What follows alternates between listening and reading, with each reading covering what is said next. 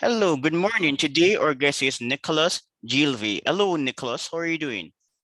Hello, Mr. Matthews. I am happy to be on your show today.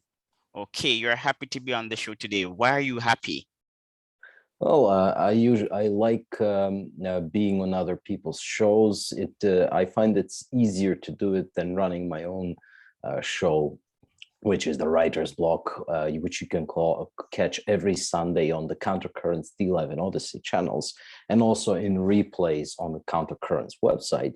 When you're the host, you're responsible for everything, but when you're the guest on someone else's show, it's just so much easier. All right, Nicholas. And the Countercurrents is an American publication. What is the objective of Countercurrents? That is a very good question. I am not the editor there, and I'm not involved in management. I just write for it, and I just produce one show per week. But I think that the chief purpose of Countercurrents is to function as a magazine where the ideas of what has become known as the dissident right in English can be discussed.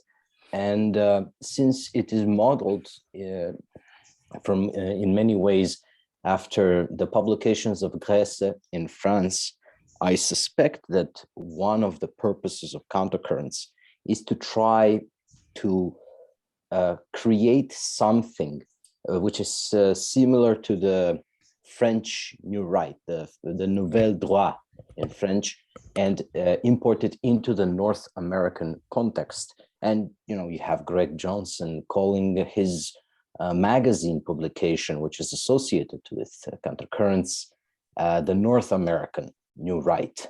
So that's something to think about. But Jonathan Bowden, the English speaker, called Countercurrents the University of the Dissident Right. So there is an aspect of that as well. It is a way in which we can discuss these ideas which do not have many homes in the current censorious West. Nicholas, should one offer a definition to explain the dissident right?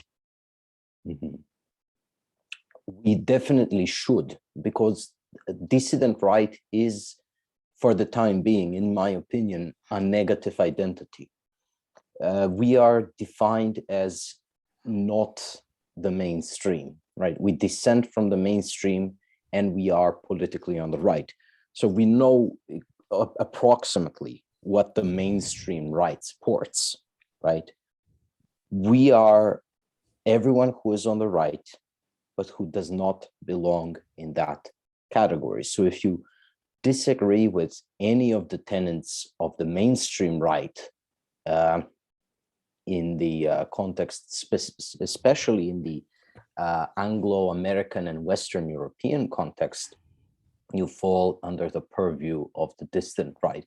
And this necessarily includes a lot of disparate political identities and philosophies, some of which are mutually exclusive, contradictory, and this is because it is an umbrella term to house all of these things which do not fall into either of the boxes of the radical left, of the mainstream left, or the mainstream right in the West. Nicholas, the dissident right, should it adopt a program that is politically savvy or a program that is intellectually savvy? Presently, when I survey the dissident right, it is obvious that the movement is quite comedic. Countercurrent is a philosophical publication with some articles relating to science, but on average, I am not amused by entertainment. I'm a bit boring. I prefer scholars and serious academic works. And dissident right is a bit cartoonish. I really don't care about memes on Twitter. Greg Johnson, in one of his books, he argues that meme culture is creative. I get his opinion, but I don't care about mindless entertainment. And presently, the dissident right is like a comedy skit. Mhm. Yeah. Well, I guess it is a matter of taste. It is a comedy skit. In the early days, especially, it was even more comedic, and this is because it partially arises out of a reaction to a lack of comedy in the mainstream. If you look at mainstream culture, you realize that since 2012, we're increasingly not allowed to have fun. We are supposed to be, especially if you're a white person in the West, you're supposed, if you're a white male heterosexual Christian person especially, you're supposed to check your privilege. You're supposed to re-examine your position vis-a-vis the various oppressions of the non-white, of the non-heterosexual, of the non-Christian, of the non-male, not just female. Then now they have invented hundreds of thousands of gender identities.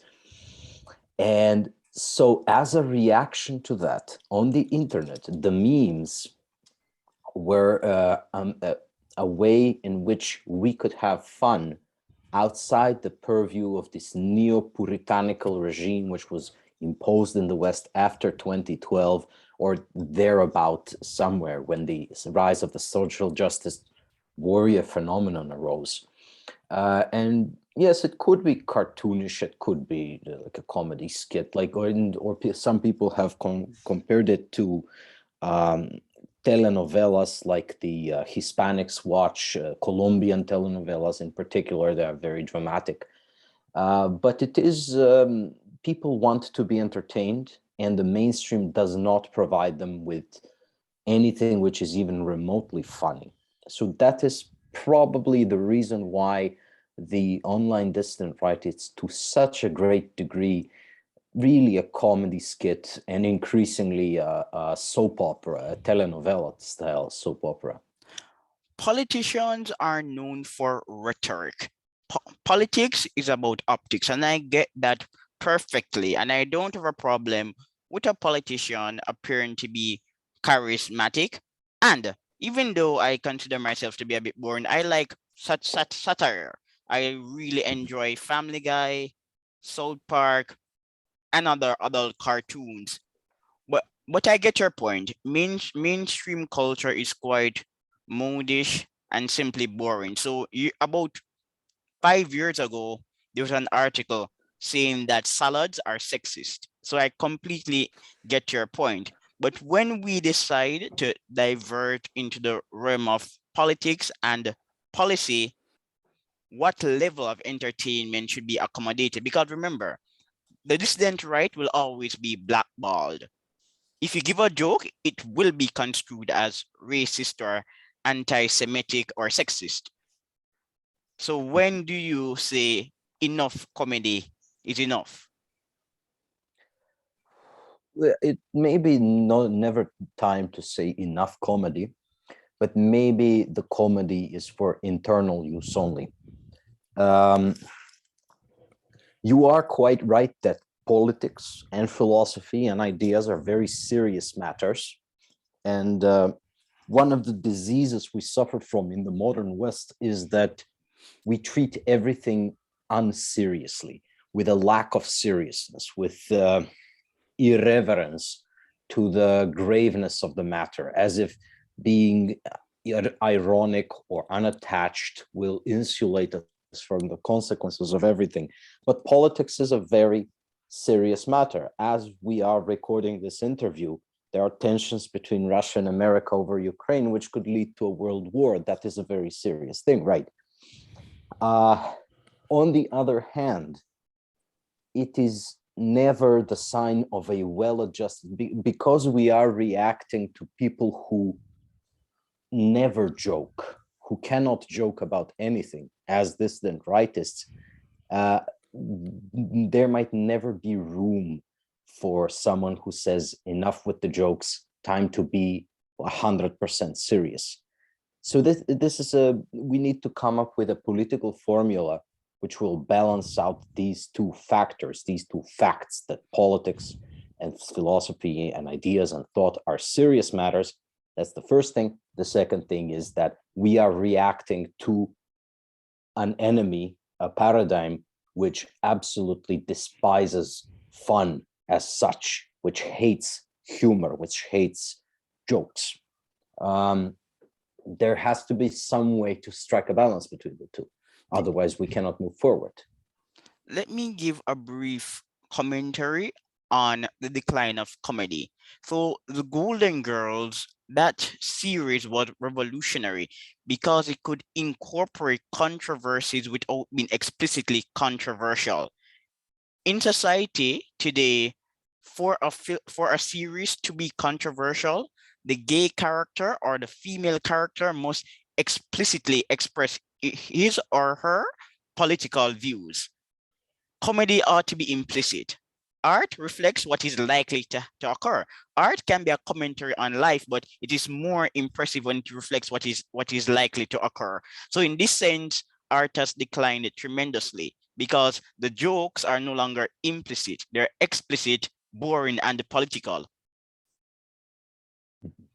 That is a very interesting way of that is a very accurate way of putting it. I was just listening to something about the radicals in the 60s, and I'm thinking this inclusion of politics into entertainment, of political issues into entertainment, has it always been so, or is it just a very recent phenomenon which begins with the 60s when the radicals actually started penetrating into the various institutions of society, and especially in the media and in the entertainment system? And we have come to a point where the radicals, they used to be funny back in the day, but today now they are completely in power and are therefore afraid of humor, because humor is, well, it's the weapon of the dissident. Mockery, especially mockery of the hypocrisy, which is attendant to organized society, is a weapon of the dissident, and all the dissidents are today on the right. So in that sense, the mainstream has lost the ability to be comedic, and it has left comedy in our hands as dissidents.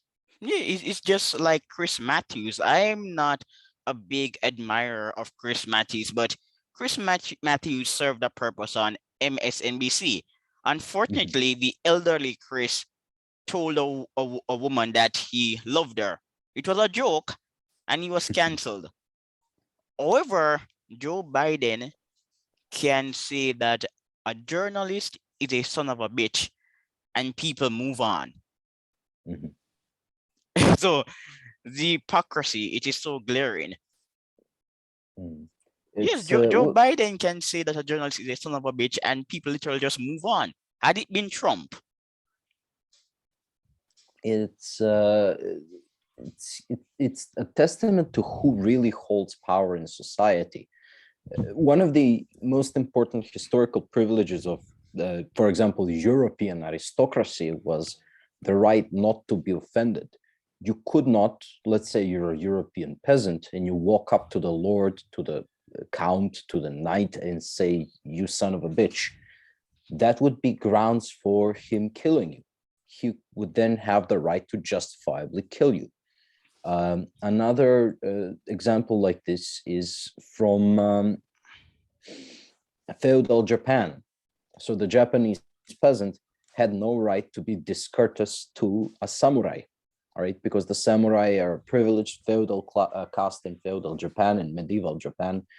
Another example, in Tibet, before the Chinese takeover of Tibet, it was a crime to be discourteous or rude to a monk, to a Tibetan Buddhist monk, because the Tibetan Buddhist monks were the aristocracy, the ruling class of Tibet.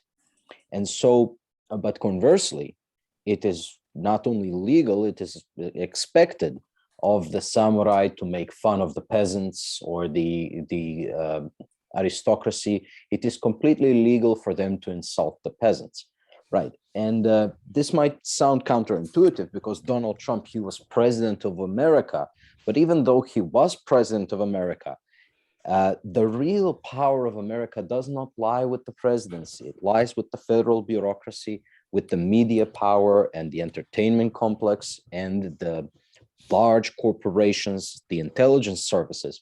And the president is just a figurehead. He does not really hold any power. But if a president is supported by these institutions, which are enumerated, then he has all the power and then he has all the privilege. And of course, Donald Trump, he was wildly prosecuted for talking like a heterosexual man about women, and he wasn't even doing it in public. He was caught, he was recorded privately. But Joe Biden can publicly insult people and get away with it. But So even that, this is not so much hypocrisy as it is the power of the left, the aristocratic power of the American left. They are the ruling class. They have the right to insult everyone, but we have no right to say anything to them or about them. I'm happy that you're referring to the medieval ages and Japan pre the Meiji Restoration. There was a modicum of difference in medieval societies, but if you read people like Fritz Kern and other historians of the medieval era, it is posited that even during the medieval ages, ordinary people in Western societies still had a certain level of dignity. And I discussed the issue recently with Ricardo Duchine. We were commenting on hierarchical models in the pre-modern West versus non-Western societies and the position of difference. So even when Western society was differential, like societies elsewhere, it was still less differential.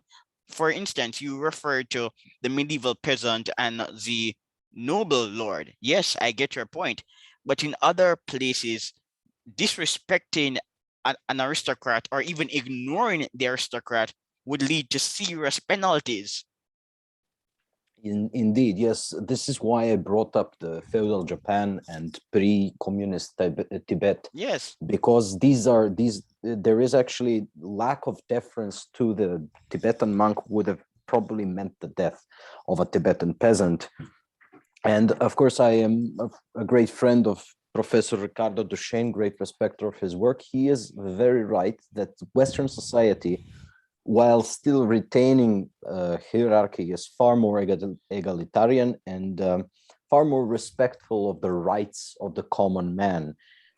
It is a remarkable social technology, which I believe goes all. I mean, in my historical research, I have managed to trace it back to Germanic kingship. However, Dr. Duchesne, he has traced it all the way back to the Proto-Indo-European steppe people who developed the culture of aristocratic egalitarianism. So yes, you are completely right. I was, however, referring to using it to demonstrate the status differential between a conservative in the West, a right-winger in the West, and a leftist in the West. So Donald Trump will not have all the rights that Joe Biden has. Joe Biden has the right to call people son of a bitch. Donald Trump has no right to even speak lustfully about a woman. This is forbidden for him. So I am quite polite. I don't swear. That is not my style. But obviously, since I reside in the real world, I understand how normal men behave, especially in private. So I'm still a member of a social club with distinguished men, and in private, they're a bit loose. So I completely understand the rhetoric of Donald Trump. So many were infuriated by his statement, grab them by the pussy. Of course, that's a that's a base statement.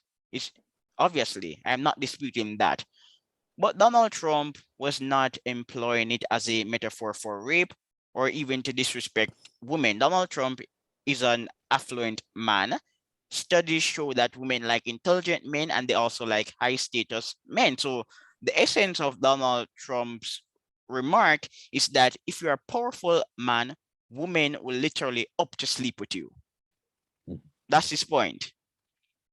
And, and under some circumstances, you can determine that you're going to sleep with them because they're rich and powerful. And Donald Trump could be speaking from experience. I don't know.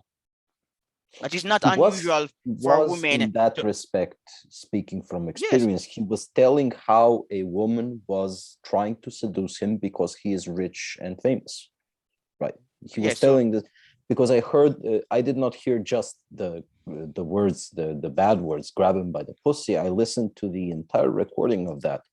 And the context of it was he was telling a story about how he took a woman furniture shopping because she was flirting with him. And his point was, when you're a celebrity like he is, and he was a celebrity long before he was a president, it's this is a feature of the female animal. They gravitate towards men with high status, and they will yes, tolerate behavior from men of high status that they wouldn't tolerate from other men. they will There is a genuflect right. to rich men. Exactly. And but then again, we can't fault the mainstream media for misinterpreting Donald Trump's rather anodyne remarks, because these people lack a sense of humor and maybe they don't even take science seriously anymore. There's a great movement to downplay sex differences. Mhm. So I personally these days I literally read the mainstream media in passing. So at one point I read the upshot. The upshot is the policy section of the New York Times, and I would read the book reviews. The New Republic has excellent book reviews, but for the most part, I ignore the mainstream media because it's just too dull, and I don't appreciate dullards.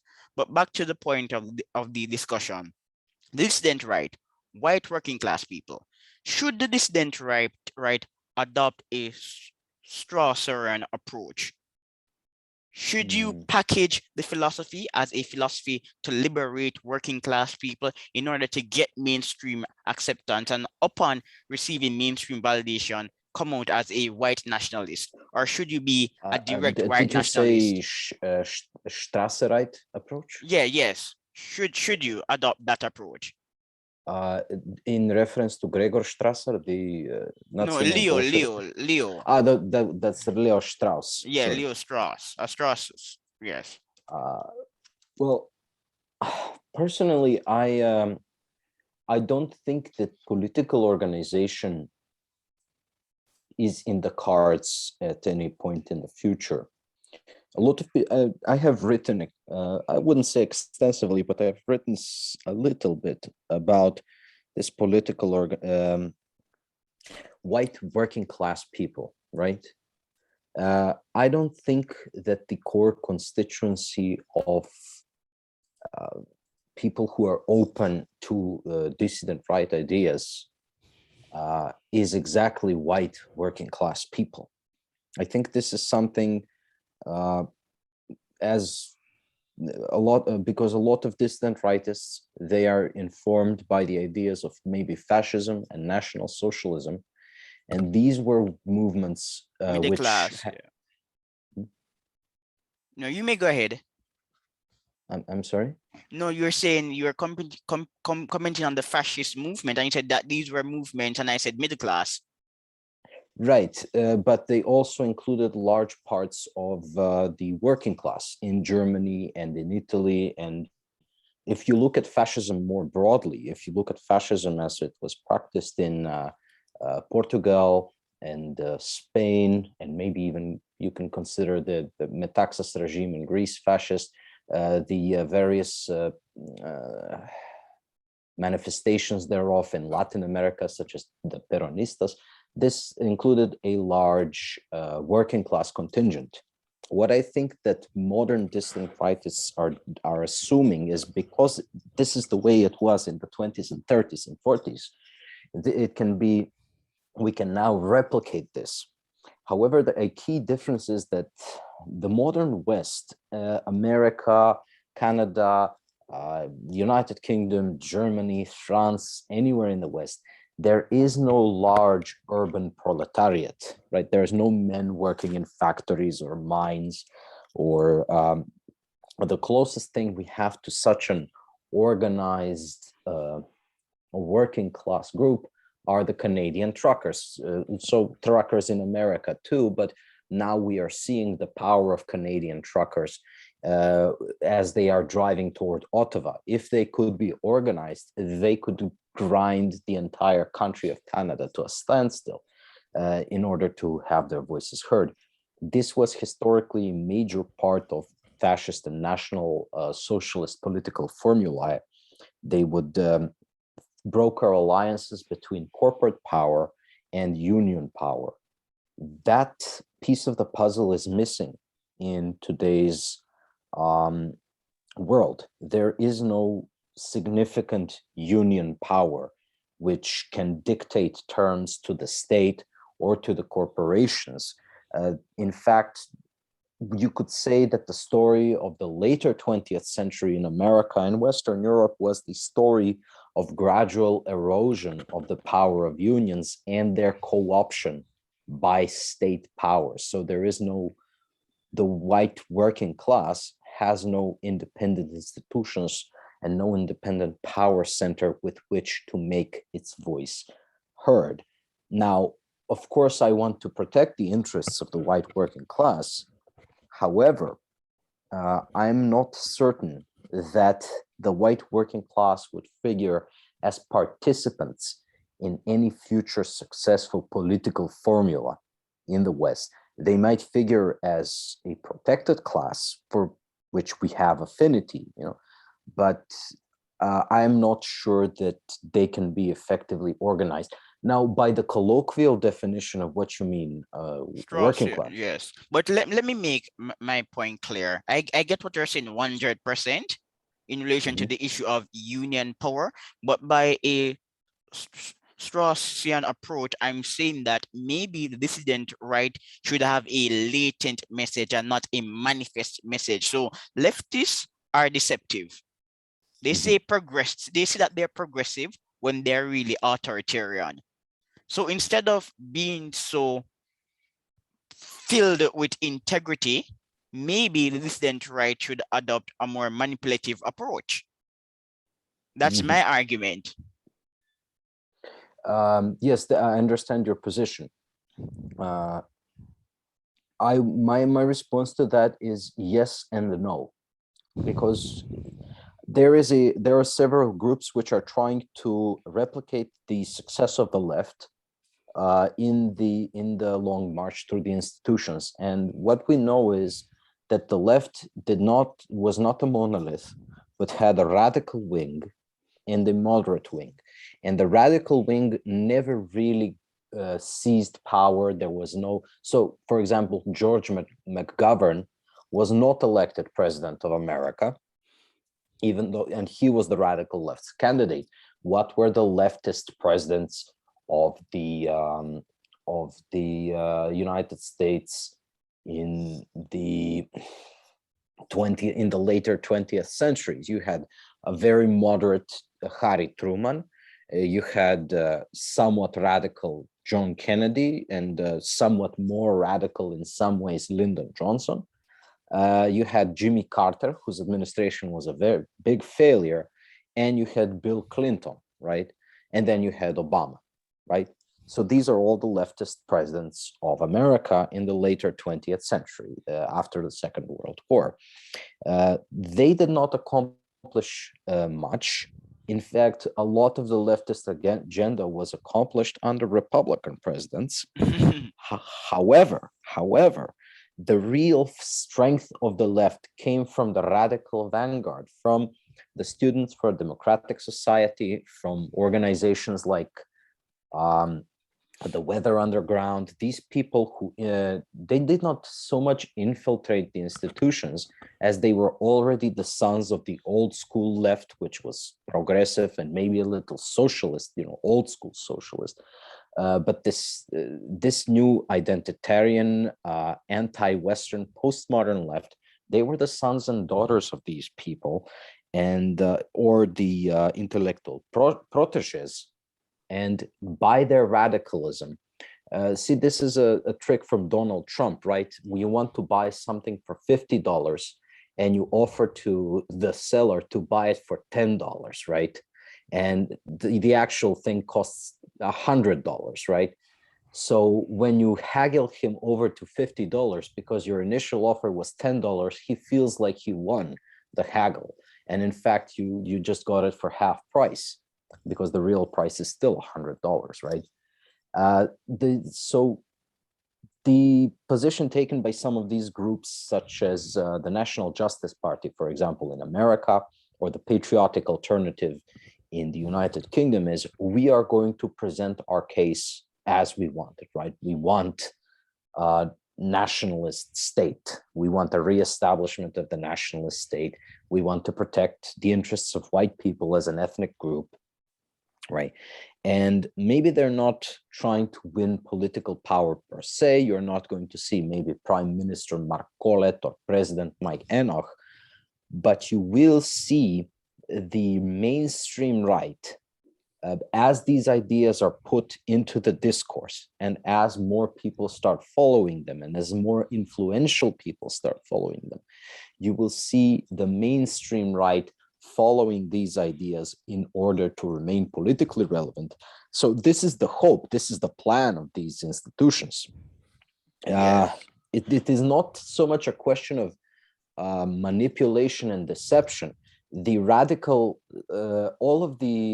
everything you can see in America today, all of the leftism, all of the progressivism, it was very clearly stated by the radical left of the 1960s. And everything that really changed was over time, over 60, 70 years, the moderate left followed the radical left, and the moderate right followed the moderate left until we got to the present situation. Some people in the dissident right think that by presenting themselves with, as you put it, full integrity, with this is the plan, this is what we want, they believe we can have an opposite effect. We can drag the entire Overton window a little further to the right. Maybe we personally will not win power. However, we can drag the culture along with us.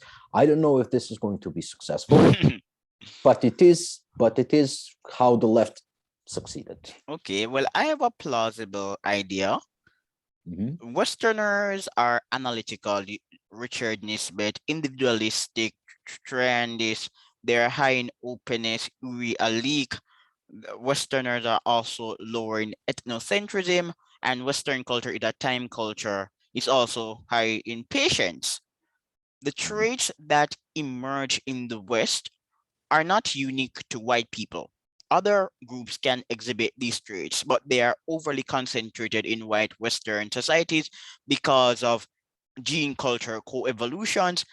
Economists, for instance, have written a paper on the evolutionary origins of economic preferences. So my suggestion is quite simple. The dissident right should inform people that the society that was built by whites is in their interest. People immigrate to white Western societies. They're migrating to New Zealand, America, Canada, England, and Germany.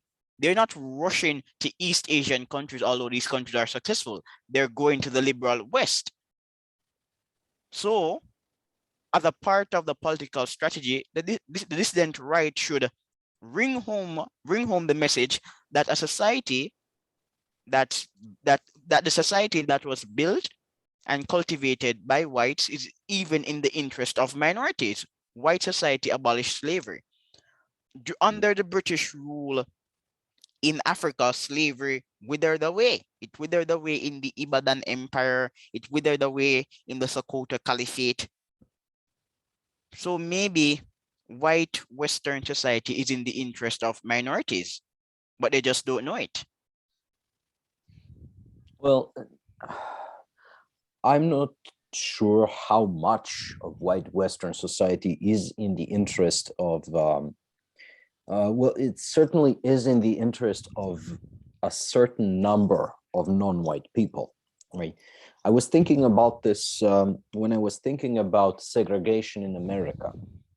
And one of the things you will hear from a lot of people, because it's true, because it actually did happen like this, that the end of segregation in America uh, completely or almost completely destroyed the black Black middle businesses, class. yes, people say it all the time. Right, the But black middle let me, I don't class want to cut you, was Nicholas, but economic research has shown that the elimination of segregation policies and the creation of civil rights laws actually helped Black business people. So there's a strong argument that Black businesses were destroyed because of segregation, but Blacks don't want to go back to segregation. But you can continue with the point.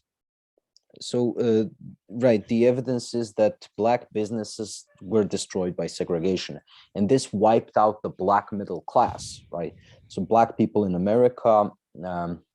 They no longer have a middle class. What black people in America do have middle class standards. They will maybe live as token blacks in white neighborhoods, uh, and this led me to believe now segregation, because it is selection pressure, right? Let's think about this like biologists. Let's think about humans as the animals we are, because we are animals. When you introduce the selection pressure of segregation, you select for such traits in the black population which lead to the formation of well, the behavior we see in the black middle class. So people save, they persevere, they open businesses, they try to become as much as possible self-sufficient. However, if you introduce the element of competition with white businesses, this entire niche, trophic niche, I'm using the biological term here, of black people is wiped out and taken over by the white middle class, by white businesses, right? And further in the future, this happened in the 60s and 70s. Today, this niche of white middle class proprietors is wiped out by competition with global corporations, right? Because they cannot compete because of a multitude of reasons. And so by ending segregation, we remove this selection pressure of segregation, which selects for the middle class type of black person, and we destroy the ability of such a black person to be formed in America. Where I'm going with this is that what about the black person who does not thrive in this situation, right? What about the black person who is, let's say, genetically is of lower intelligence, lower IQ, higher impulsivity, lower impulse control, higher time preference? He is not going to thrive in the segregated type of society, right? Who is going to thrive in the segregated type of society? Well, it's the black person, the not even the talented tenth of black people. So the upper tenth of black people who can actually function in a white society, but the middle of the black population, which wouldn't function without segregation. Right. So the vast majority of the black population in America cannot be integrated into white society, right? And from their point of view, from their evolutionary point of view, integration into white society is the introduction of a selection pressure which discourages and prevents their proliferation, because the rules of white society, without being explicitly racist, right? The rules do not say no blacks allowed, but the rules are the way they are. Without being explicitly racist, they they act as a negative selection pressure on the vast majority, maybe 90% of the black population in America, right? And this is what the left calls systemic racism. They say You are not personally racist as a white person. You are the system itself, because it rewards low time preference and high intelligence and low impulsivity, because it rewards saving and investment, and because it rewards being on time, it discriminates against what Black people are. Now, the left will never say what Black people are genetically. They will never recognize, they will not admit to genetic differences. But the reality of it is that no, the white system, the system built by white people, which is Western civilization, is optimized for white people to live in. And this is also true of the so-called high achieving minorities, right? Even though they may be wealthy, they may be living well in the sense of economically, there are accounts, for example, from Chinese Americans and Japanese Americans and Korean, that even though they are wealthy, they can feel the alienness of the culture pressing down on them. For example, the Western habit is, of course, the person you're looking to, you look them in the eye. The person who has authority over you, they're not almighty over you. But these are all very anathema in East Asian cultures, and especially China and Korea. They are very heavily Confucian, right? And when we say culture, this is not just software which we can install on any hardware, because culture is also a selection pressure and produces the kind of person who will thrive in that culture, right? As a selection pressure. I'm still talking biologically. By the imposition of these cultural rules, we encourage some people's reproduction and discourage other people's reproduction. And over periods of time, which may not even be that long, right? We might be talking about 2-3 generations. We might arrive at a situation where only a certain type of phenotype of person can actually exist in this culture. So I will not agree that Western civilization is also good for Materiality, minorities. it is great for blacks and other minorities. Remember, this is Hmm? according to the, I said that materially Western civilization is better for immigrants, especially non-white immigrants. So people who immigrate to Really America. depends. It depends. As it is, the Western world may be materially better for them, but I'm not sure that the Western world as it is a good example of what Western civilization really is. Let's think about America from 100 years ago. Was it a good place for you? Would it have been even materially for non-white immigrants? I don't know. If it was better for non-white immigrants over 100 years ago, well, Was it? I'm not sure. over Right. 100 years ago, immigrants were overwhelmingly from Europe. But based on what I do know, people from the Caribbean who immigrated to the United States, on average, were educated and had more exposure in interacting with white entrepreneurs. So there was a point in American history when people from the West Indies were seen as the Jews of the Black world.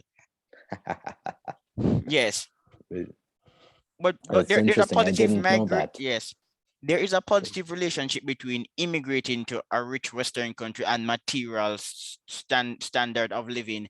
Even if we go back to slavery, J.R. Ward, he has an article on anthropometric anthropometric data, and his argument is that the height of blacks rose during their duration in the Caribbean, and we have other data comparing the materials living standards of elite slaves to overseers. So yes, on average, migration to America and other rich countries will benefit people coming from a poorer place. Mhm. Mhm. Yes. So, Yes. but I get your point completely. Another. You understand what I'm trying to say, Yeah, though, that completely. even I though, understand it. right, and so I will disagree that I think that even though materially speaking, someone might have fewer stuff back where they came from, right? The reality is that human reproduction is not governed so much by material factors. I mean, within group factors. Within group variability in reproductive success is governed more by status within the group rather than material factors. And so status within the group will be a more salient factor, more important selection Yes. pressure. And if you are the poorest person in a rich country, you might have more material stuff than even the middle class of a poor country, right? But But people you are value still, social status. you are the last in social status in your rich country, and therefore you will not have the reproductive success of a middle class person of a very poor country. Yes. This is when we are talking about evolution, we are not talking about material standard of living. We are talking, of course, about number of surviving offspring. And if you are very low social status, and unfortunately blacks in America would be even lower social status today without maybe the welfare state propping them up, and their reproductive success will therefore likely suffer, and in the material senses, from material factors as well, but from social status factors as well. But in Africa, blacks are also lagging behind. In the Caribbean, minorities are more entrepreneurial than blacks. In Jamaica, because I live in Jamaica, the insurance sector was built by both blacks and some mulattoes, people, phenotypically white people with European admixture. They created the insurance sector along with blacks, but on average, black businesses in the Caribbean don't scale to the same extent that the white and Chinese based businesses scale. So whenever we assess the data, blacks are usually at the bottom of the pile, even when the country is predominantly black. Right. We had this, we know of a certain phenomenon in Uganda. I Yes, don't know if you're Idi familiar. Amin, yes, Idi Amin. He chased out the minorities who were more Right. productive. Yes, and today these minorities, they are top of the social hierarchy. For example, the woman who is Home Secretary for Boris Johnson, Priti Patel, right? She's a horrible person, but she is descended from Ugandan Indians. She's so not Indians from India, right? Similar situation in South Africa. I mean, they had regular Jews over there, but over there the Indians were called the Jews of South Africa, and as well as the coloreds of the Cape Colony. They were also a quote unquote market dominant minority. There are many, for example, Lebanese in Mexico. They are also running a lot of the large scale businesses over there, and people don't believe it when the Latin America is full of Lebanese or Basques filling this social niche. It's also very interesting to think about these minority populations. Exactly. Disparities are the norm, but on average, blacks will do better in predominantly white societies than in predominantly black societies. And this is why they're immigrating to rich white Western countries. But I get you, and I also get your point on welfare. So some studies and economists like Sowell, Williams, and Peterson, they have argued that welfare disrupted the black family, and there are merits in this argument. But people like me and you, we appreciate the science. Leftists implicitly appreciate the science because around 2 years ago, when the Smithsonian magazine created that whiteness chart, people maligned the Smithsonian, but the Smithsonian was actually accurate. The nuclear family, this is a stable hallmark of the West. Delayed gratification, another feature of the West. A time culture versus an event culture, another feature of the West. Individualism, another feature of the West, and the premium on rationality, another feature of the West. And again, I'm not saying that only Western people can express these traits, but these traits are overly concentrated in Western No, society. So if we know, hold on, if it's we know, it's so prominent that you can even see the difference between Western white people and white people of Eastern Europe. Exactly. I mean, I come from Eastern Europe, and to a great degree, Eastern European white people, we have, because we look at the West all the time, and the West exerts influence on us, we will sometimes reconstruct the Western forms, but especially what you described to me as time culture versus event culture, this attitude towards time as a mathematical category. We are moving forward on a number line as opposed to events happen. And I recently wrote something about time specifically. I'm reminded that the Romans didn't really have a year calendar. They did not count the years like we do, but they had, so they wanted to say, oh, this and this happened. They would say it happened in the years of the consuls, I don't know, Nero and Caligula, but they did not numerate years. And the reign of a consul is an event. It's not time as a measurable entity. It's time as the entity itself perceived, not the measure of time. And a year is a measure of time, but time is also a physical thing which is independent of our measures of time. All right, but let me continue to make this quick point. So I am not in favor of the welfare state, and I do believe that African Americans can exercise potential, but let's be realistic. Based on the data and what we do know, should liberals, instead of attacking the system, just state that the welfare state may be the best solution to solve the problem of Black America, because on average, Black Americans are not compatible in Western society? I'm just speaking I'm speaking primarily on the data. Obviously, some Blacks will do well, but on average, the traits that require people to succeed in Western societies are not overly concentrated in Black communities, and it could be a result of culture and genetics. So should leftists just get realistic? Hopefully they will get realistic, but I don't think it's going to happen. Yes, Right? let me read this quote from the New York It's Times. Let me yeah. quickly read this quote. I wrote the article. It was published by Ricardo's paper in the New York Canadians. Yet the New York Times, in a recent report on anti-racism, reveals that trainer Marcus Moore thinks that Black students are punished by the standards of Western culture. Moore expounded that white culture is obsessed with mechanical time, clock time, and punishes students for lateness.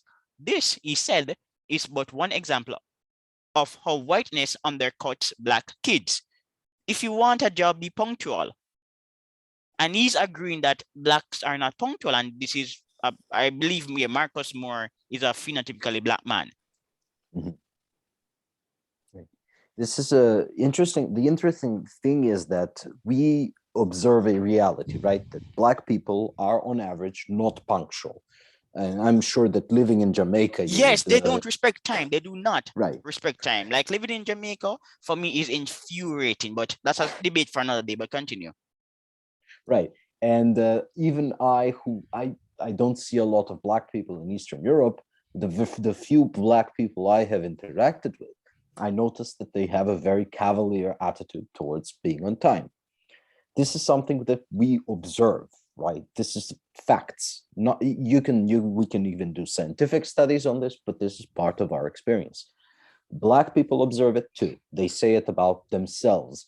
I remember there is a joke on this American TV show from the time before fun was prohibited on American television, about Black Frasier, right? There is a TV show Frasier. Now they're going to do a Black version, and it's on at about 9:15 ish, right? Because Black people are late, so give or take 15 minutes, the show will air because it's a Black show.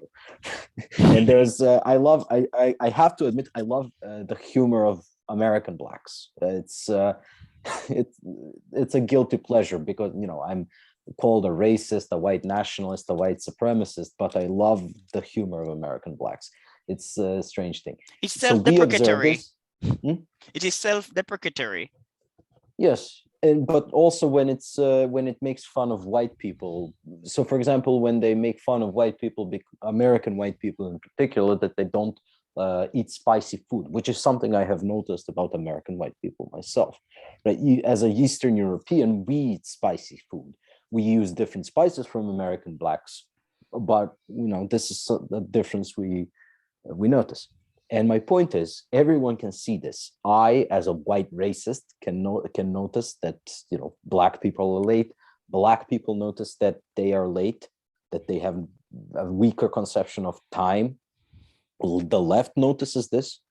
But if you say this, and like you said, that the Smithsonian published this list of white stuff, whiteness, right? Essential whiteness. It is the mainstream right which denies that this is so. They say, no, no, no, no, no, no, no, no, no. Everyone is the same. This is all, the Democrats are the real racists when they point these things out. We can all persevere and we can all adhere to the same ideal, whereas everyone else, right? Blacks, liberals. Now, where we differ, we agree on the facts, right? The dissident right, the left, with the blacks, we agree on the facts.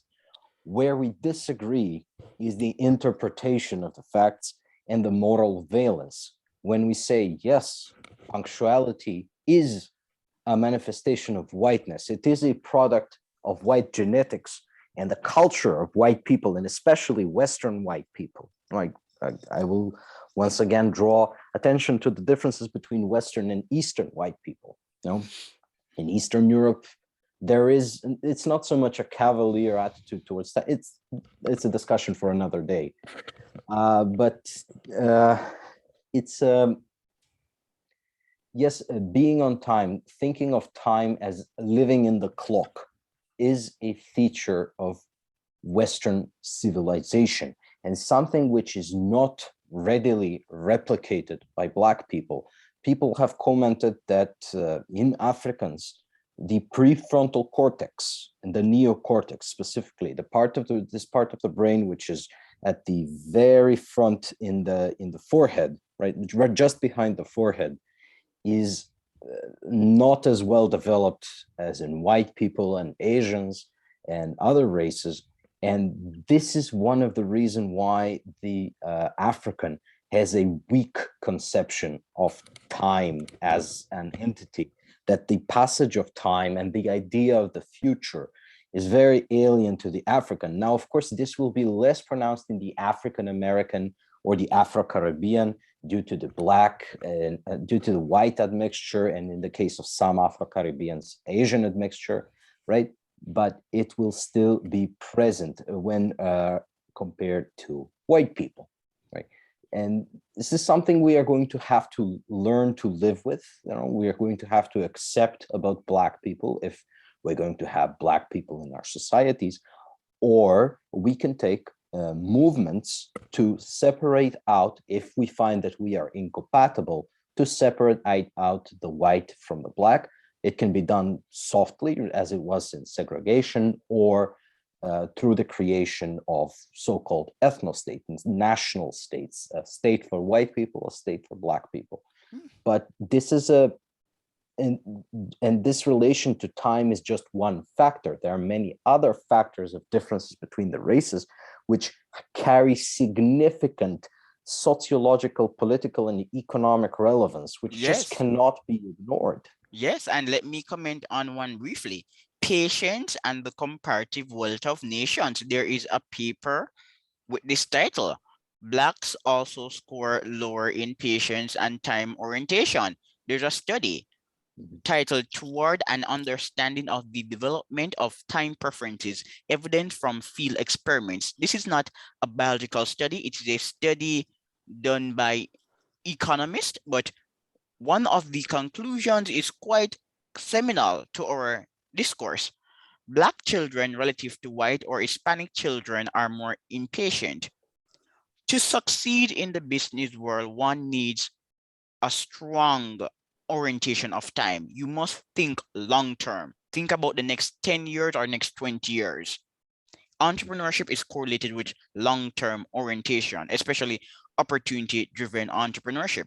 Blacks are impatient and they think about today and tomorrow, but not necessarily the next 10 years. And I may sound hyperbolic, but I sound this way because I can only repeat what Black people say about Blacks. This is Mhm. not what I've been hearing from whites. This is what I hear from Black people about Blacks, and there is some data to corroborate the assumption. It's just like in Jamaica. You go to the ATM, I'm polite, so I will join the line. There's a long line. Someone exits the ATM, and as a polite person, I'm at the back of the line. So I'm expecting the people in front of me to move, and they don't move. So it's not unusual for me to move from the back of the line to go into the ATM because I'm a busy man. I'm always on the go. I move. So there's this concept that one can merely sit and manna will fall from heaven. No, you have to move. And I notice it with Jamaicans all the time. They don't move. They do not move up to their spot to the ATM. Yeah, and not just the ATM. I'm applying it more broadly to the economy and development. They don't move. They sit and wait. Sit and wait for God to work. You have to move. So I'm religious, but I'm a Calvinist. Scientific success is evidence of God's favor. You have to work. I believe that because I'm religious, I do believe that God has the power to work. But for God to bless us, we have to work. You cannot just sit and wait for life to happen. That's silly. So you go, Yes, this is I may go into a sorry. restaurant and again there's a line and the cashier speak. No, do you know what's funny? When I go into the restaurant, and this is a commentary on the poor work ethic of workers. I'm purchasing a product and the cashier is speaking to a friend and laughing. There's just no concept of business. This is a again. This would be decried, for example, by the left. That well, that this notion that business and your family life are separate. This is white Western, and it is. But we see it in the distant right. The distant right sees these things as good things. It's a good thing that white people have this notion of uh, punctuality and this notion of, well, now we work, now we don't work. And it's the most extreme in Germans. I don't Yes. know if you've interacted with Germans No, but I'm when, familiar with the manufacturing and the small business system, so I'm right, quite familiar. when Germans work, they think of nothing except work. You would like them. They do not even joke when they are working. But when they're not working, they do not think about work at all. Right. So I've been to vacations, for example, in Spain where Germans go, and I try to start conversation with them, and I say, oh, I am Nicholas R. Jeelvy. I work as an attorney. I'm a lawyer back home, and they say, oh, don't talk about work. Let's drink, let's party, let's dance. We are Germans on vacation. Work does not exist, right? And it's a very interesting thing. Germany has the highest worker productivity in Europe, right? Per man hour productivity, Nicholas, are you an right? attorney in real life or is this just an example? I'm sorry. Are you an Yes, attorney? yeah, I used to be an attorney. I quit about 2 years ago to commit 100% to dissident politics. But yeah, Okay. I still have a law degree, um, and I'm actually still a member, still registered as a member of the bar association. That I forgot to do. And so Germans, right? They have the highest productivity in Europe, but whereas the average European will work 40 hours per week, Germans will work 35 hours per week, right? And this is, I think, a product of this culture that when they work, they will do nothing but work. So there is no procrastination, there is no lollygagging. The Germans are very extreme in their separation of work and not work, which I admire. Yeah, me I too. right, Because I'm a even though work I'm not person. like that.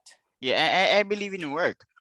Right. If I'm at work, I'm at work. I really don't want the social talk. Sorry, Nicholas, but when it's time to Mhm. work, it's time to work. So, and when it's time to do my podcast, I don't want people disturbing me any at all. Mhm. When I'm writing, I just write. I really don't like people in my space bothering me. I have stuff to do. And I live in a country where work is not valued. So most of the time, so usually I'm encountering people who don't respect work and they just end up wasting my time. And because they don't read or pay attention to anything that's serious, I'm always being bombarded with stupid questions, and I don't like stupid questions. But It, such is life when you live in a silly country. right. I'm Yeah, reminded. Everyone should know Jordan Peterson by now, right? he's boring. He's boring. You consider him boring? Yes, I am not impressed. Are you? Not by his political ideas. They are very boring. In his field of expertise in psychology, he's a little bit more interesting. Yes. As a I psychology professor, Right. he's interesting, but as a public figure, he's boring. No, as a public figure, you should not follow anyone like that. I mean, this is a person who tries to tell young people you should live like this, but then becomes hooked on drugs and has he cannot control his daughter. It's unbelievable. But my point is, he was giving a lecture on personality, right? The human personality, and he was discussing industriousness as a psychological trait, so the propensity to work. People who are highly industrious, they have in economics there is a parameter known as the disutility of labor. I'm sure you've heard of this. Yes. And now people who are more industrious psychologically have a lower disutility of labor. And you can I'm certain everyone knows people like this. Like for example, I know, well, it's my mother. I'm just going to say it. I say to her, aren't you thinking about your retirement? And she says to me, oh, I'm never going to retire. I'm going to work until I die, because what else am I going to do with my time? Right. And when she's sick, it's not the problem that she's sick. The real problem is she cannot go to work because she does not know what to do with her time if she's not working. I know a lot of people like this. They have to work. They are very high in industriousness. They have a very low disutility of labor. And even if they do not have a job at the moment, they will be doing something just to fill their time, right? They will be doing something productive, something smart, even though they're not maybe not getting money for it.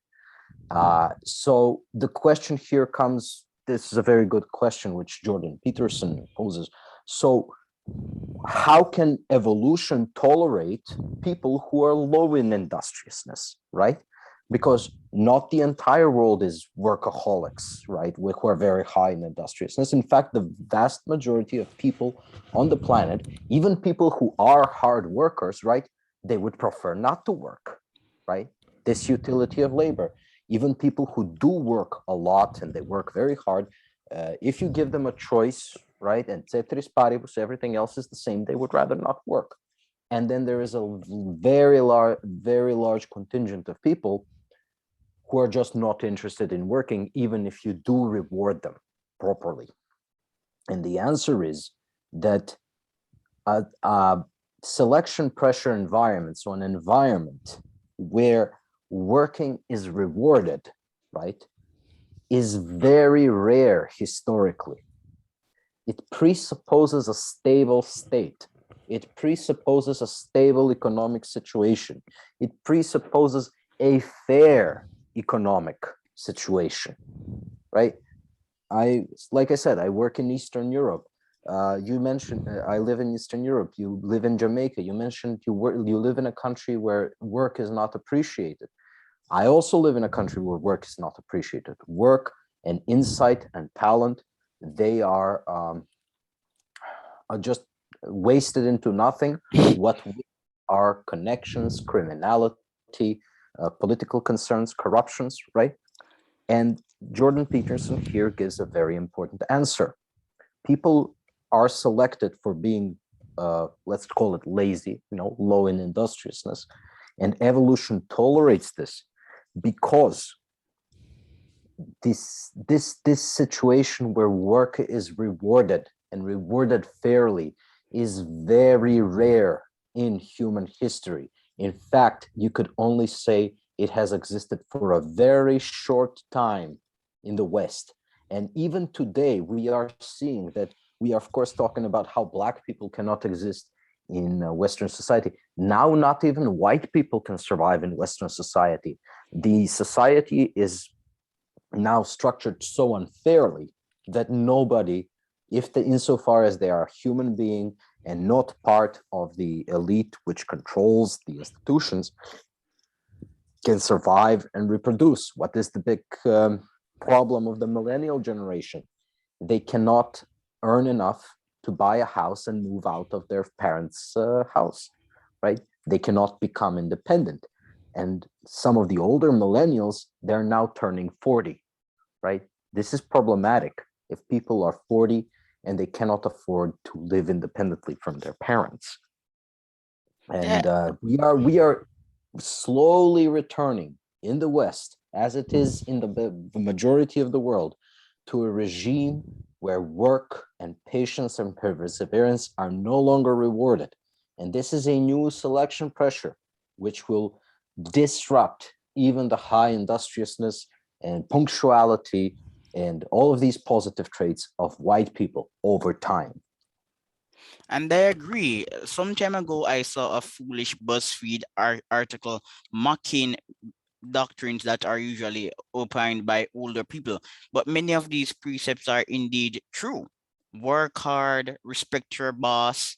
And the BuzzFeed article was basically mocking these ideas that worked well several years ago and may not work well today because we live in a different culture.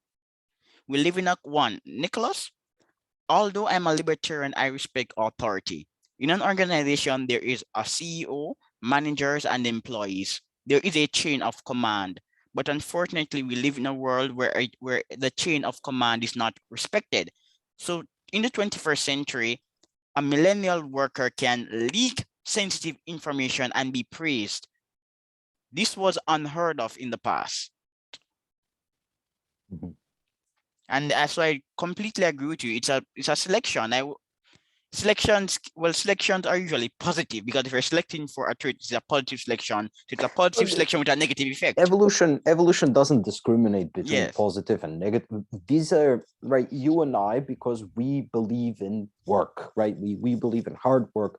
We believe in a certain type of civilization, which is the Western civilization as described by Dr. Ricardo Duchesne and others, right? We say that traits which lead to the creation of this civilization and which are selected for by this civilization as a selection pressure are quote unquote good, right? So a lot of people in the dissident right, again, they are thinking about eugenics, right? And eugenics comes from the Greek, which means well-born. Eu, good or well, genic meaning born. So we are going to be well-born. I asked them, what is the good which you're trying to achieve, right?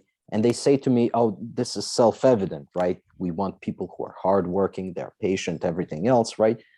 But I say to them, we already have that in the West, and this is the civilization which is now facing its crisis. So I'm not saying this is not good from this civilizational standpoint. However, right, we are now seeing that the West is slowly falling in the civilizational struggle. And part of the reason is that it has an overabundance of this type of human being, right? This could, and now we are getting to a situation where the evolutionary weight is shifting. Now it is no longer going to select for the kind of person who is patient, hardworking, punctual, and all of these things, industrious and conscientious, but it's going to select for the other type of person who is the majority in global terms, but still a minority in the The West. ascent of social media. People spend their time consuming entertainment value, though I consider it to be garbage because it is neither entertaining nor highly valuable. But I get your point completely. And I'm going to use the word negative loosely. There's a negative selection effect in the West for destructive traits. But we have been speaking about Western civilization for a while. I'm about to wrap up, but before I do so, blacks in the dissident right. Well, I don't know of any black person who has written frequently for dissident publications. I have written for a few, and American Renaissance every now and then will publish an article from an anonymous black from Africa or some other anonymous black person, but I don't know any black person with a staple on the dissident right. Today, however, it is surmised that black conservatives can be allies of the dissident right. So when I'm looking at the comment section, people are praising Candice Owens, but I discussed the issue with Paul Gottfried in public and in private, and my own thesis is that we know it already. The Western civilization is different. Western political philosophy has also diverged from philosophy elsewhere. And as such, the average black conservative is really a capitalist or a classical liberal. He's not a conservative. He's not a conservative based on how we define a conservative in the West. What is he conserving? So a white person in the West can conserve capitalism because the West institutionalized capitalism. A white person in the West can conserve the philosophy of Edmund Burke and Immanuel Kant, and a black person can also appreciate these doctrines. But for one to be conservative in the Western sense, he must have a particular mindset or outlook. And for the most part, what I've been observing is that blacks in the West, they believe in classical liberalism. They're libertarians, but they're not Western conservatives. They don't really care about Burke or Kirk or Albert J. Nock or some forgotten obscure German philosopher. So can blacks really be useful to the dissident right? It's a very good question, right? Because you're not only asking it about blacks, we can say the same thing Or about, say, Hispanics? Hispanic, Asian, Jewish conservative, because conservative is also, it's not just a political or economic philosophy, it's also an aesthetic outlook. Yes. This is why it's very important for people. So, for example, there is the British conservative, Sir Roger Scruton, right? He writes, why is architecture important? Why is aesthetics in movies and visual arts and literature important? So this is not someone who speaks about economics or politics, although he has he died recently. Yes. He had opinions about these subjects, but this was a person who primarily focused on the aesthetics, conservative aesthetics. And if you are, you might have grown up in the West. If you're a black person, your family might have been in America for 400 years, but this is not your civilization. Not at all. You are living among the things built by white men. So yes, in that sense, I agree with you. The non-white people cannot be quote unquote conservatives like Sir Roger Scruton was. But more to the point, now the dissident right, because I do not think the dissident right is a conservative institution. I think we stand apart from conservatism because we understand that A, there is nothing left to conserve, and B, maybe trying to conserve these old forms was a mistake. Maybe the rot and decay we see today was always inherent in these forms, that they were beautiful when they were new and they were fresh, but they are no longer fresh. And this is tragic. However, even though it is specifically a movement of a specific time in a specific place, right, the West, and it is primarily concerned with the fate of Western civilization, of Western states and white people, there are still perennial truths within the dissident right which can be useful to everyone. Yes. And people have commented, for example, and this is not a black example, it's an Asian example, but the most read philosopher and political thinker in China today is not Karl Marx, it's Carl Schmitt. Okay, all right. Right. Carl Schmitt is decisively a dissident thinker. In fact, you could see the Western mainstream does engage with Carl Schmitt because it has to. You can find no other place on the internet which has more to say about Carl Schmitt than countercurrents.com. Yes. See, that's another thing. Another one of these very important thinkers, Martin Heidegger, right? Again, the Chinese take note of what he has to say. And he is, of course, claimed by the academic left. I would dispute that. So the ideas of Carl Schmitt, yes, they are particular to his time, to his place, to Germany in the 1920s and 30s and 40s, but they are applicable in China. And I have mentioned the possibility of racial separation in America and elsewhere. The American blacks are given their own state, which they run themselves. It would, of course, be the most prudent and best to organize the state according to the perennial principles and insights of the dissident right. So if a Black person considers himself a thinker or a political organizer of the dissident right, this will be the place for them. There is great like respect. I'm a dissident libertarian, so I'm a libertarian, but many of my views fall out of the mainstream, even for dissident publications. Mm-hmm. Right.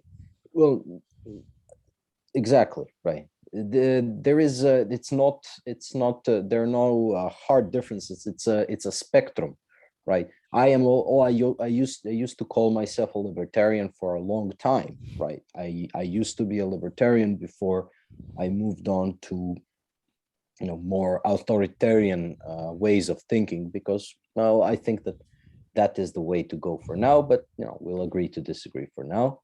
But yes, that is my position.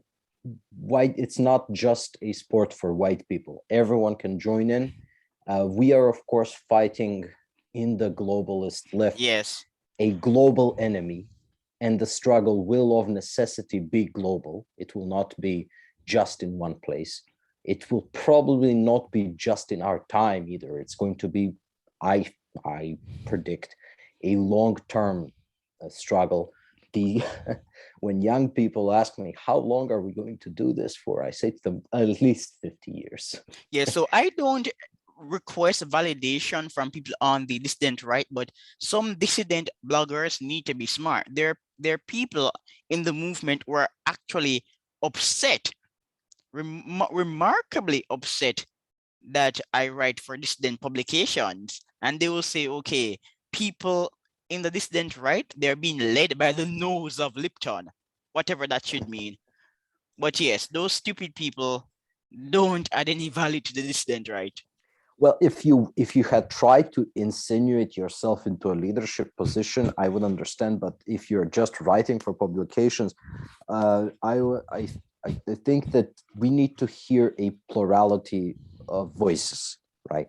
Because, of course, I'm saying this as someone who is first and foremost an intellectual, not a political organizer. Yes. Because when we are intellectuals, just writing or making podcasts, we are freer. We are like children. We can play with whomever we want. We are really just playing with these ideas. The political organizers have questions about loyalty, right? Because a political organization is essentially a military organization. In the Schmittian worldview, there is no difference, and loyalty is very important to them. And these are people who consider blood kinship and the blood kinship and represented by ethnic kinship to be essential to loyalty. However, yes, I agree that a Black dissident writing for dissident publications is not cause for alarm. A lot of people will do object to Candace Owens because but she's not she serious. inserts herself. Yeah, she inserts herself as in a leadership position. This is the objection of a lot of people. But Candice is not serious. And Candice is mainstream. She's not dissident and she's not serious. So I don't care for Candice Owens. She's a comedian. She's a business savvy comedian. I give her credit for that. She has also been involved in a project to dox, to reveal the identities of anonymous people online. Yeah, because she was So a left-wing activist at one I point. this is a very suspicious person, if you're Yeah, asking me. exactly. Like Conservative Inc. is a bunch of grifters, and the upcoming black conservatives, many of them are not different. Thomas Sowell, Walter Williams, and the late Elizabeth Wright were on the real right, but many blacks are not really on the right. How many black people read Paul Gottfried? How many black people read Sam Francis? They're not on the dissident right. It's a people have commented that I read this kind of comment at least once a week. If I were a black person in America and I really needed money, I would just put on a MAGA hat and start recording Exactly. myself speaking. Because Americans are so gullible, and there's always a demand for garbage in the American political space. It, it's a grift. Most black people are not criticizing BLM. So if you criticize BLM, this makes you logical. But if you do it as a black person, oh my God, you're revolutionary. It's something I have noticed. It is a part of the culture, right, in the West, that white political organization and white political interests are illegitimate, right? And this is something I've written extensively about, that it's essentially illegal in many European countries to even express identitarian ideas as a white person, right? It's not illegal to express them as a Jewish or Black or Asian person. So, for example, we would not be having this conversation as freely if I were living in Germany, right? I was having a show with the Millennial Wolves some time ago, and I forgot that he lives in the United Kingdom, and I got a little too free with the things I was saying. Yes. We had to, he had to mute me. We had to start over. It was not pleasant. It's so, but this is also present in America. It's not illegal to organize as white people in America, but the cultural taboo against it is so much stronger in America. Yes. And And people are psychologically enslaved by this. Just let me finish my train of thought. I'm sorry if I'm long-winded. And so what they do is they find Black people who will implicitly advance these white interests, these interests of white people, such as, for example, the defeat of critical race theory in schools. And they will act as tokens who absolve this essentially implicitly pro-white political movements of the accusation of racism. And I even see it among the dissident right. It's not as pronounced, but even among explicit white nationalists, they're always looking for that elusive alliance with maybe the Black nationalists, the Malcolm X, yes. Marcus Garvey types, or they're looking for the based Hispanics, the Castizo futurism. It's No, it's very interesting to but observe. do you know what's funny? I write for several publications, and I sent an article to a publication once on IQ, and the writer said, we're trying to move away from the discourse on IQ, and I was writing it as a black person. So I get your point clearly. Even on the dissident, people are looking for fiery blacks who are not towing the political line, but people, but at the same time, people are not actually looking for a black who is the mentee of a Paul Gottfried. They don't want a real black dissident. No. They don't want a real black dissident. There is I don't know if you're familiar with him. There is a blogger who goes by the Z-Man. Oh, And the Z-Man from the Takimag? Z-Man of the Z-Blog. Yes, but he also has his own blog, the Okay. Z-Blog, right? And he has been on Cotto Gottfried, right, with Professor Yes. Paul Gottfried, and is it Miguel Cotto? No, it's Joseph Cotto. So I'm usually your guest, and we're planning to do a show soon. Excellent. I will watch that. So sorry, there is a boxer called Miguel Cotto, and I always get them confused. Yeah. Anyways, The Z-Man, he is white, of course, but he grew up in rural Virginia, right? And he grew up around a lot of white people, black people, because he grew up poor. So he observes that, and of course he lives in Baltimore, which he calls Lagos on the Chesapeake, because it's full of black people and has a very high crime rate. And he observes that basically, if you want to hear some really hateful things about black people, you should go talk to black people. Exactly. Right. Because and this is you have now told me about everything that goes on in Jamaica. Yeah, And so a quick even I point. I don't have a think that friend. I have a friend. She's very brilliant. She studied at an elite school in Europe. She travels. She's a brilliant woman.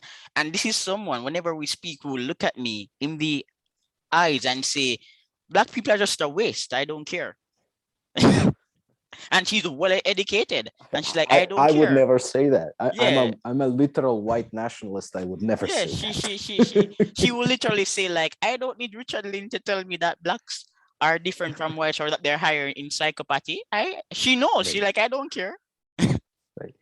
So then this is the average black person, She's a highly right? educated. She's a highly educated Yeah, black yes, woman. but the average black person in America, or at least the way the Z-Man presents it, is aware of all of these things, right? They don't want to, for example, if a black guy wants to work, he does not want to have a black boss, No. because the black boss will treat him very badly. He wants to have a white boss.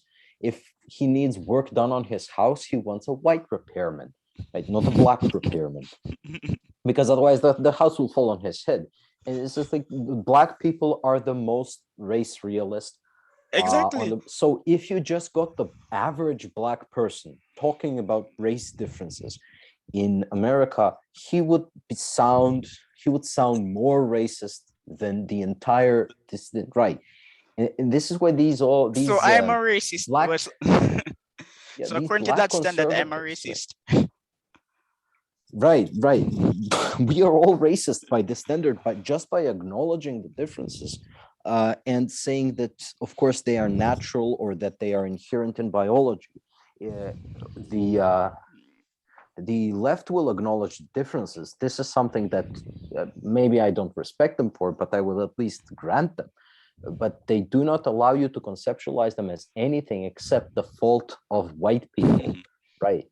Whereas the right, the mainstream right, will completely ignore them, right? And All right. this is something. This is Yes. something to think about. Yes, but like for me, I don't relish the idea that I am the only black person writing on these issues. Well, J-Man wrote a lot, but I don't have a problem with competition, and I don't have a problem with other black people writing on the issue. But it becomes a bit disconcerting when so few blacks have the bravery and the eloquence to impartially assess the issue. That's my problem. I don't have a problem being the only black because I don't fear competition. But it's an issue when literally one or two blacks are speaking about these matters properly. That's an issue because when blacks refuse to comment on the issue, it really suggests that maybe their IQs are lower. Because if they were intelligent, they would have approached it on a mature level. So it's Right. really perpetuating the myth that blacks are uneducated. So when a black person reads an article on racial differences in IQ and opts to respond like a madman, he's just perpetuating the narrative that blacks are emotional, hysterical, and unread. There's also, I would say, the factor that the primary struggle of so for example, the struggle of are we egalitarians, or will we acknowledge race differences, or the struggle of the dissident right, all of these things, they are a struggle between white people, right? Between white dissidents, white conservatives, and white liberals. This is the struggle. This is the so this is not, maybe the black person is looking at this, okay, this is three groups of white people fighting, maybe I should not get involved. Now, some Black people will get maybe not involved because they understand that what is at stake might influence them as well, right? Because it's Western civilization, which was built by white people, but will influence their lives as well. Or maybe they do it just out of intellectual interest. So, for example, I do things sometimes. I involve myself in dialectics, which have no bearing on my life, but I find them interesting. I find them. I do it to satisfy my intellectual curiosity, but we cannot discount this factor that this question of racial egalitarianism is primarily a status struggle between three groups of primarily white people, white liberals, white conservatives, and white dissidents. All right, so Nicholas, wow, I am really enjoying this discussion, but I have to wrap up immediately. But before we do so, and for this question, you have to be brief. We're actually going to laugh. Nick Fuentes, people on the dissident right keep talking about him, but Nick Fuentes does not care about the dissident right. Is he relevant? I recently wrote something about Nick Fuentes Yes, on pour about the countercurrents, turncoat. right? About the alliance between America First, which is Nick Fuentes' group, and Gab, which is the alternative to Twitter. And I criticized very heavily Andrew Torbach, who is the CEO of Gab, for donating money to America First. Yeah. I used to like Nick Fuentes. I used to listen to his show. He's a very charismatic fellow. Yeah, another comedian. Yes, and he's actually very funny, right? He's not unfunny. When he's actually dealing with, and even his political positions, they're not very different from mine. My problem with him is that he acts in a way which is not conducive to fostering good political organization, and he is also very strongly anti-intellectual. Yeah, and he needs to. Another issue with Fuentes is that dissident right is a movement, and many serious political movements are masculine. If you want to be taken seriously by people, stop bashing women. You can bash feminism. I don't have a problem bashing feminism or critiquing it, or even critiquing women, but the incel narrative, that's not going anywhere. With the caveat, I will say that we need to address the problem of feminism and how it leads to the incel phenomenon. I want to approach men who are incels with compassion, because they are really victims of modernity. I will recommend listeners and you read F. Roger Devlin's Sexual Utopia All in right, Power. I'm going to get it. I'm familiar with Roger Devlin. His book reviews are excellent, right. So I'm going to get that book. But yeah, the America First is comedic. Fuentes, as you said earlier, is a funny guy.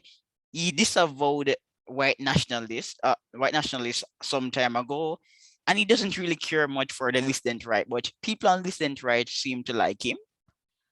I think that they're wasting their time. I will disagree with that. The reaction to Andrew Turba donating money to Fuentes' organization was very strong. In fact, I had an idea that people had lost patience with Nick Fuentes, but just this outpouring of judgment for him from the dissident right, which I saw in the past 3-4 days, is I knew people were out of patience with him, but I had no idea just how much they were out of patience with him.